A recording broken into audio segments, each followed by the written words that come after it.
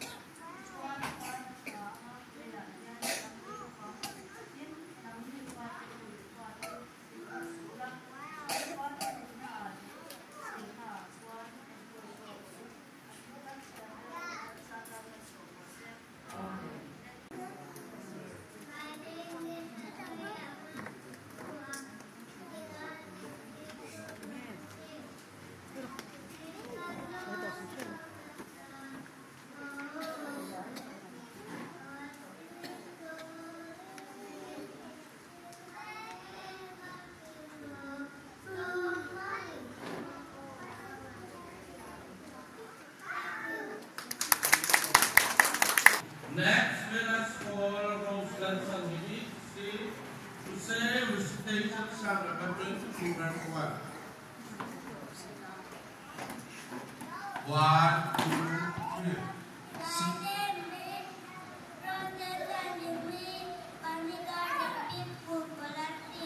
Psalm 20, verse 1. Psalm of the Batina chapter.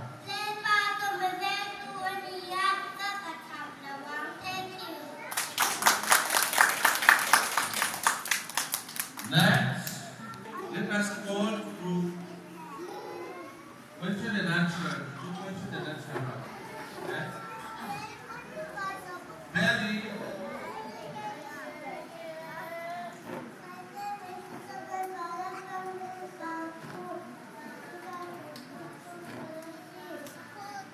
Okay, so Mary is asking some questions. Okay, are you ready?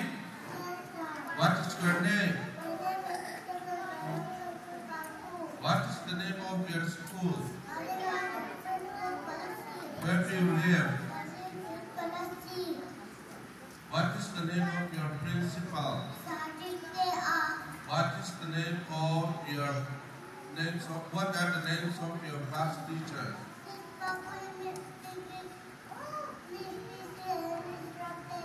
How many fingers do you have?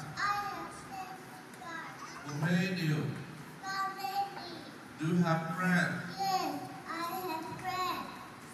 What is the name of, what is your father's name? My father's name. What is your mother's name? My mother's name is Noida. Do you like to play?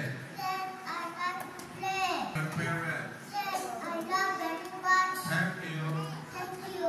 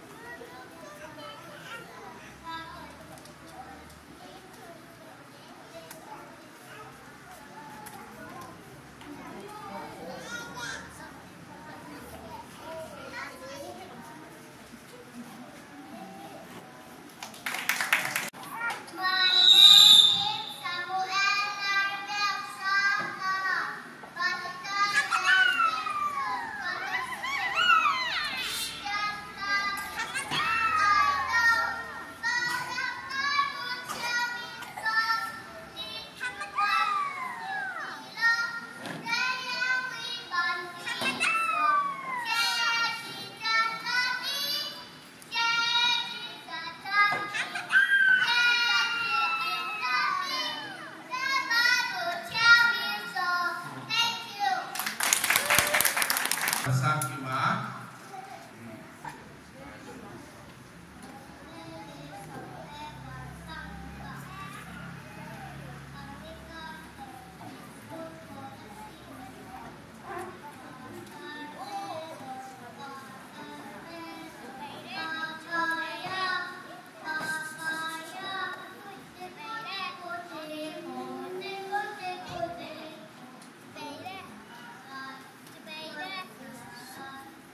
Orang Samuel lama kok, sudah tidak.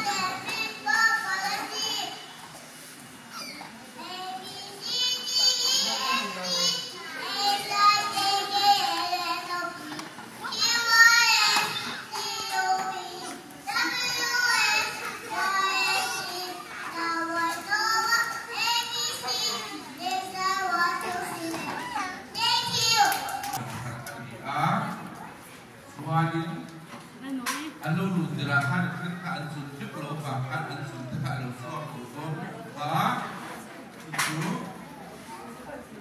Oke, intinya coba kita boleh.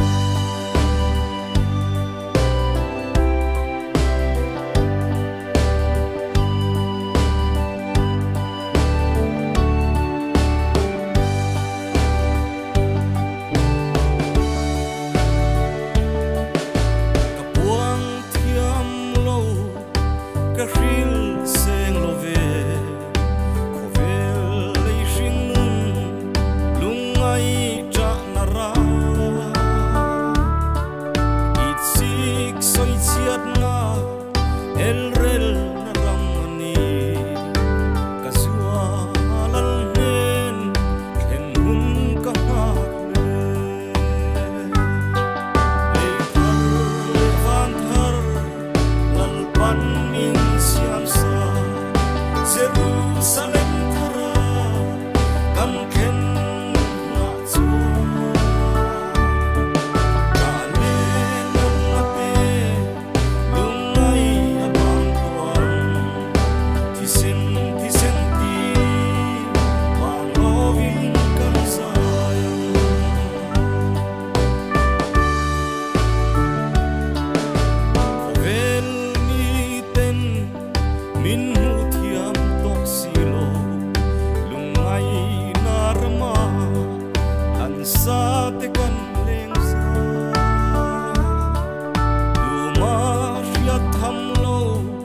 Minh thăng tắc lâu ni si mi thiang lim ni tu a câu chua cam ni lê thar lê van thar lal pan minh siam sa Jerusalem thara kan khen na chua ka le man na te lung nai abang tuan ti sen ti bang lovin kan sayang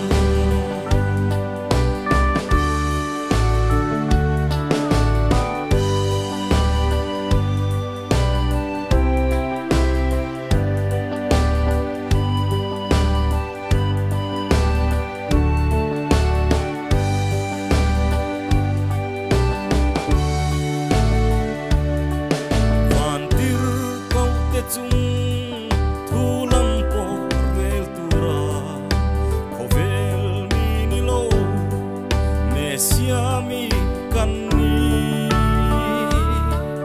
kan zin na hian lum tu ra om lo sul ru le pie ei chian na rang mani lê thar lê van thar lal pan minh siam sa Jerusalem thara kan khen na chua ka le nan na pe lung ngai abang tuan ti sen ti bang lovin kan sayang lê thar lê van thar lal pan minh siam sa Jerusalem thara kan khen na chua ka le nan na pe lung ngai abang tuan ti sen bang lovin kan sayang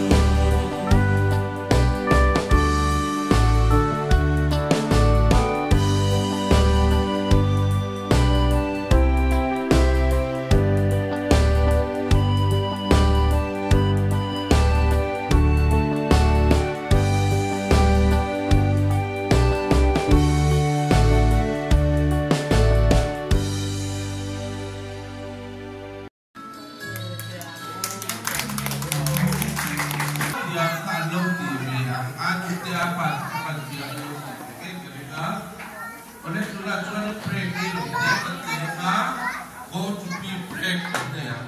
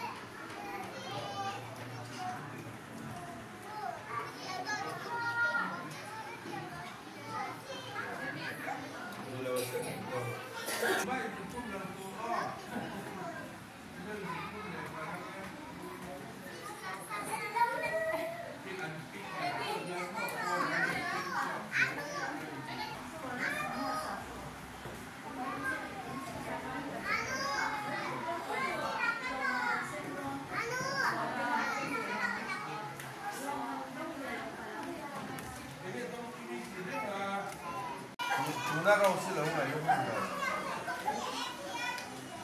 都是很爱吃的。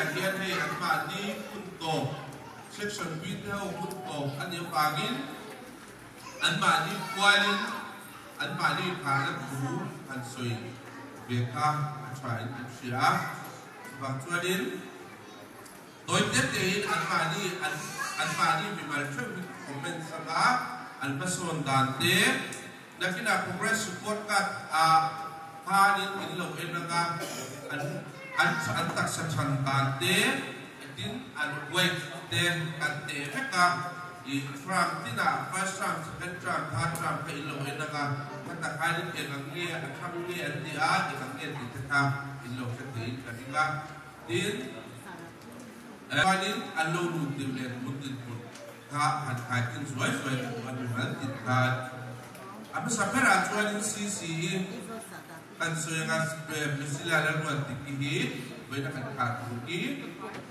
kalau lu tujuan akan telau ni anu ini apa kan Cina saat itu lagi cuma dia le saat itu so kan dia ada Cina awal orang Cina ni apa orang Cina kan tu lokal saya petian sana guna cuan itu kita cuma berkuah bel takit boy lepat pun sampai berkaya boy le song dia tu bukan faktua ini ya strong takit anu kaldi sama basic dan lain atira kan cuanin anti compare morum sini di pason hard dia agar cuaran kita kalau cuan rutin pun alam tengah siaga ada itu be aktif pun alia agar cuan tanya orang siapa yang ikut kalau untuk pacuan harus sekian bahasin mubal tinggal waktu dia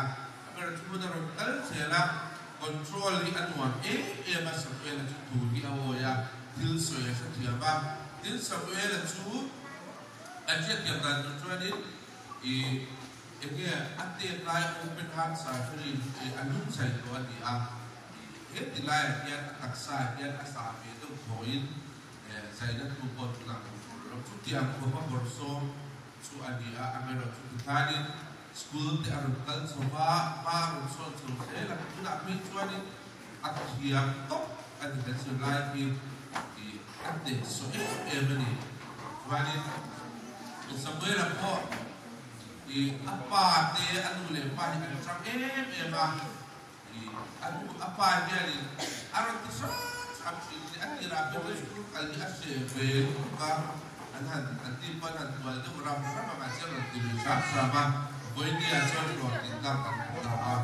kalau jadi soal sampai dia kamu bukan kita hidup dia kan section B tadi kan pada section A kalau kalau buat itu section B nanti dia di antara ini akan saya buka dia fasili poi alien tu nagin kan tu kakak di pinggul tadi apa dia tak saya faktor tu kan basic apa kalau Cina ni apa orang tu dia orang disap sama ni boh poi dia sebab dia cakap ini so takin poi dia kerja tu kan lo poi ni tapi ni kantong pangkat untuk tidak akan soi tu kan ni soalnya tu lepas dia siap tu cap kau ini kan ni pangkat na soalnya no pangkat tak pakai kolai jual pakai naik kol dan memozo ini kesoi buat ni entinani dan sebelum tu ini dia tak mesti lepas cap kasong ini jual itu hari kencang kalau begini, ambil roju school dan preschool tempat lo bang, cakap dia tu cerita ni, dikali di thalak koi turin until July ni, cuti kan di status turin, dan koi tak terkitan lah, cuan anu post cuai real sahaja, maka kakak akan tak amokan cuci. Masih kakak ada lokal lewat satu nama itu.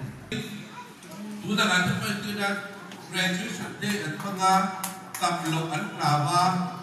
Do paksong kan graduate film mereka. Soal school check kena jual itu yang nanga and graduation akan angkal hukum medik. Jadi kau kan do paksong tu graduate film tu. So kita school tu alpan biar nanti biar tu apa halau school kalau kurang tahu halau itu graduate dia kalau school level itu kan guna kan graduate dia itu school akal huna po angai to don lo ni kan ti ho chia ai graduate ti ni ti ka yo chia to kan tu po ka kan school a chuanin in lo chia to kan tu po chu tu ma kan angai lo I lal iswa tu soi lal iswa khan lal iswa tu kai tai la iswa tu ma kan angai lo no pang ko angai lo ati ang chia kan kahit sekolah lalu tu sim atau suatu mahal kerja lo. Ambil cukan mobile atau mor lupa cuti yang hunti alam kan ini contoh tulisan di rose. Ani lalu suat kan sekolah lalu tu alam contoh mahal kerja lo. Tak sesuatu itu kan di kan sekolah itu kantin sanpo di kan siapa polisi apa kan siapa ho. Andau tu opti siapa school tang kha lo to kata kha ni biak lo ka an lo chok kha lo dia chu dia kan dia chu an dia mi ron ko es na sat tu ka ba ni tu ni tu kan ke ba chuani slogan pakhat tu de me ka ne chu slow and steady wins the race ni mua tak le get taka an sil til chuan chu sil na chuan I nena chang chui chu in country parliament tu ni etinanin kum tin an buai le sia chu nau pak kan han zirtira school lu turin kan han zirtira I an ri ai le lo chang ka ni kum tira khan emma ni lo kha kum to pa kha chuan alphabets and numbers ni vel ta chu an thiang ni ni an sak kang tak bukan tujuh. Soalnya dia juga akan mutir bego demi saat di kum tim dia nak siap. Bila rek kan selai ko bidiatan ai tak oleh kan turin an buat saya ini. Cuma kan bincang apa kata ai tak lama. Mi an bukan suan an kerja kaji. Cumi ai suan dia juga akan buktikan so cara saya. Cucu antar cucu. Pakatlah cuan school in kalin in chaptur anilau. School taka in kalanga pipute motor pasinte au kertolo ka. Tralo bu. Cuan hopwa chatakin in tiboka. Hopwa kachatte war tibok purani. Cucu siap dekatan anu te apa tu in oya. Tuan demi disenai kan demi dia. Oh, suarin atau atlang kumdarakan suyu til pakat vlog sudah baik kumdara after school care dan Cina. An school paling awas suai main Cina. Suarin tak nilai atau mas school paling tak ada Cina. Agar cukup kumina suan kita hikan na anya insan perkara. Kita ni kami tak lo, kalau dia tidak macam ni mud nak pakai tu ah. Sebab tu sunakan lean tu kerana dia hobok kalau di kunci langkah pun dia awak tak berluah pun akan suanin apa school kerja di pensi lo di kita belum siap sekolah di baru nanti lo di jual dengan kerana itu agak di katakan sulit buka. India ibu tak saya kalau song teh sekai lo bukan jumpa le cuma ni suani oleh hei tu lepas ni bukan musuh itu bukan kona dia di roti cuak ni kan so itu pot tu bilang buka kuida tua dia ini berikin so itu apa kah so ila interview lebih toy buat dia Atik juga, sih bilang dia akan sokong ya. Lihat atau pihak kan sudah bukan, oke? Satu kan itu istilah kasari kan ini sama kaya kasari cuma seperti ini kan. Soal amuan orang apa nih sekolah kan kita setiap pasal setiap apa itu kita tahu itu apa ini juga. Aduh lawak siya at saka sarap ini kan kalpil to law meno na mi. Yan po ang dili. Apa peso kalpil to law may naman dia. dia umah setiap curi apa sih kan hati jam kan soi dulu ya kacu cumi cuma mal ini bukti jelasnya kan tidak cuma kayak buat saya semua saya experience kan baru matanya amun kan matanya di jelasnya kan duit kita kan kalau mama nanti dia belum sekian teh dia bawa apa apa itu sesuai itu dia kalau kan asli dia loh mana dia sih orang yang dia buat dia aja saja ya ini kanไม่น่ากันสวยจุ๊บปากหน้าชวนดูการมาสัมผัสเนี่ยสัมผัสเป็นสังไปเห็นก็หลายเนี่ย experience ขนมเราชุ่มๆเลยอ่ะสวยก็ดิ้งเสียอ่ะหาเงินอ่ะไม่ใช่เราเนี่ยหาเงินเนี่ยมาเสียวันนี้ตลาดโลกมันอ่ะทุกอันเดียวกันเลยที่ไหนพวกเราก็ละวันนี้อาการอันนี้ก็มีมันเราเสียเป็นอันดับโลกmasih wadinya gitu biasa kita.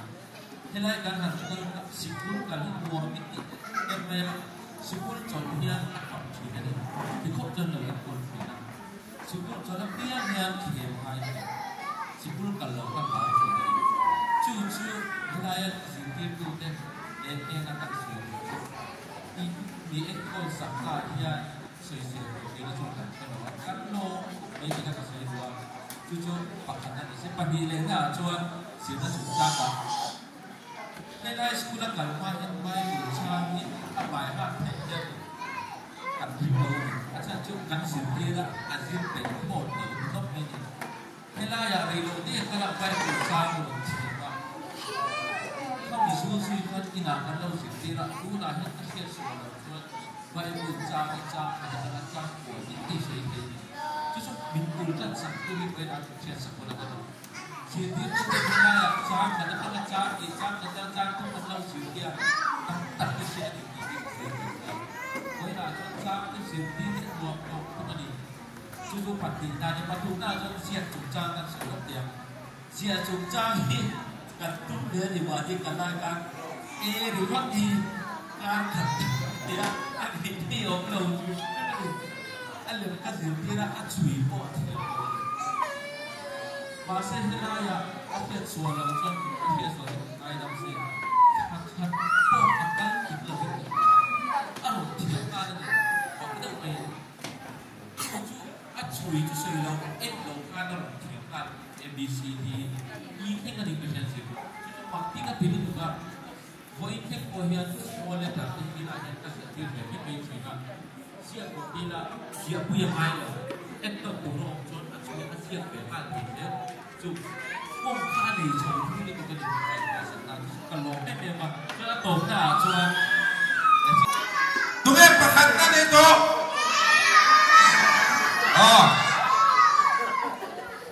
pakatan kan buangan pakatan cuan oma cucu ekat soalnya tumpuk cu first term, third term exam katuna jadi result and final period lepas first, second, third exam at total kan dia itu tampilan aku punya dihampir apa katakan di dalam ini. Suarin kan sudah tumpuk cu Zakaria le Grace le Ben le Samuel Balsan Kimatika Trump and exam lo bagi and Madika and Markska around up table. Kai lo sebab tuan dia. Amera tu kan promote vector ta and graduate vector amera tu overall grade kata apa siap telo ni dikatakan sui dukungan ni le. Heo pakat natsu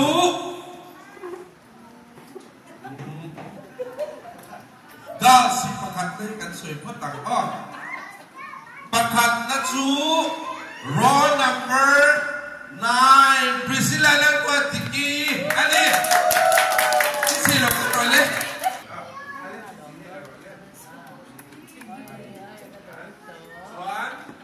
medal alawar bukan si lek si hey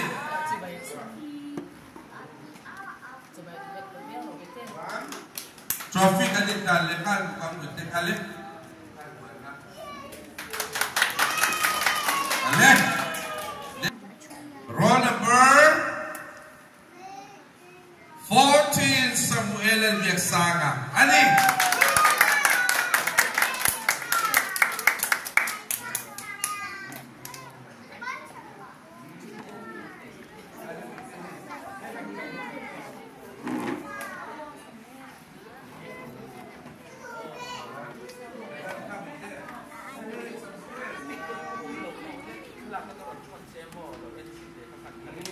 Ale, dikan pakatna kan puang sobta, patnina kan puang le don.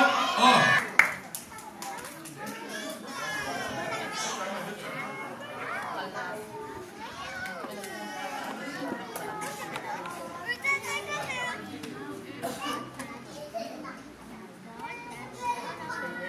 Ale, row number 15, Vasily dan Fakomi.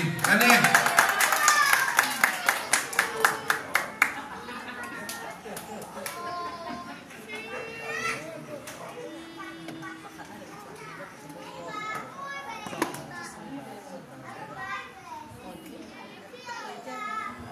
Ale, Vasily kan long puye.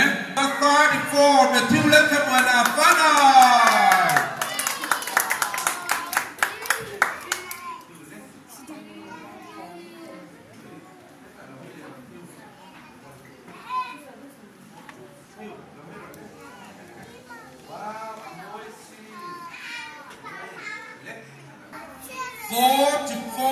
Rose, let's have him. Karale.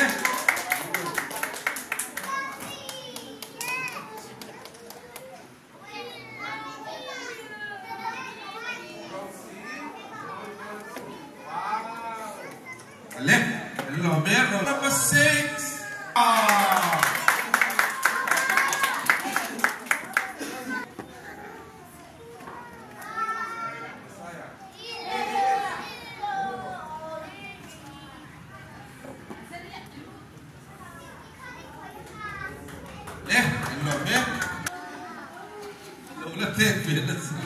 Okay, pangalan su row number 17 Azaria Mason Blua. Kita lakukan ya.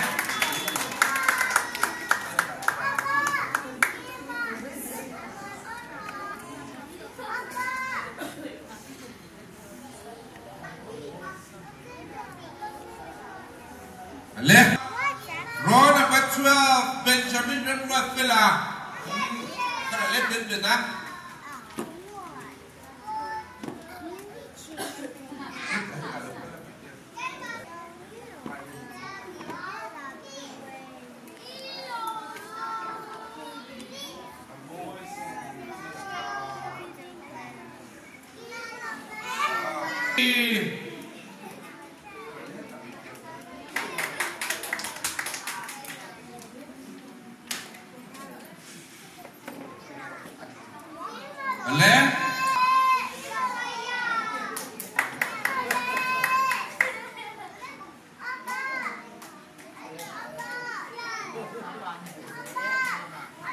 Samuel Bansang Lima. Oh ya. Oh, tapi nak. Ya.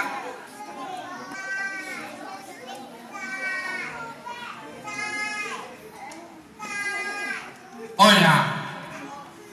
Leh, Samuel akan deh. Tuna cuan student of the year. Kumin cuma kan no pang caber kan kau ni. Hetabian result ania suta disiplin ania suta attendance ni poka pakatna di coba poka ada attendance tekan lah suta kumina kan student of the year award latuju no pang caper lo mentong tuju tungan ini Bahkan ini efek ini, boleh? Kumina student of the year lo mentok 7 Priscilla Lerguat tinggi ani. Sisi lepas ada biasa. Sisi kan lempuye.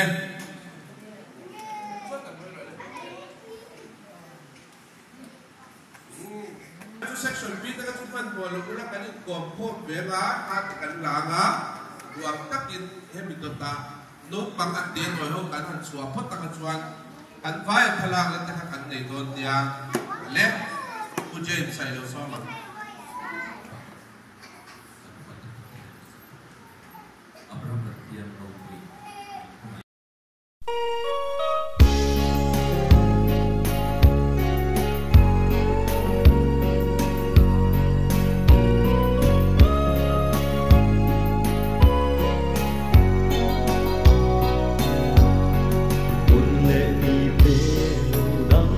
selin kai na zirna un sa na chu kan lo moi le ta sa lên tin tin nằm bên tin kan zo le ta in don ve chi nem ne kalem thua tu cây sông cả đó chi lệ ni te un kai va kan lo in chen dar le do si cả đó nhà in suy lung mà lên ngao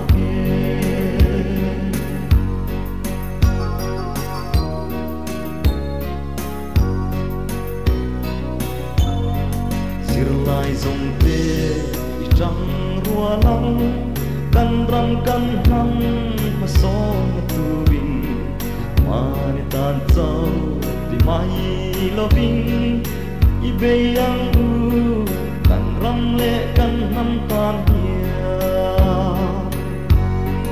in đón về chi lên nè cả lên rùa tư sông cả đó chi lệ ni te un ca lo pa kan lo in chen dar le do si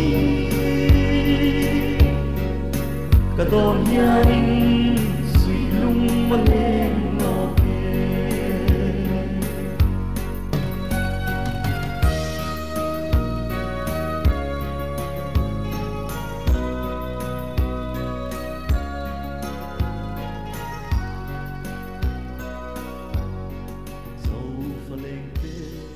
trăng rùa lăng căn răng căn hăng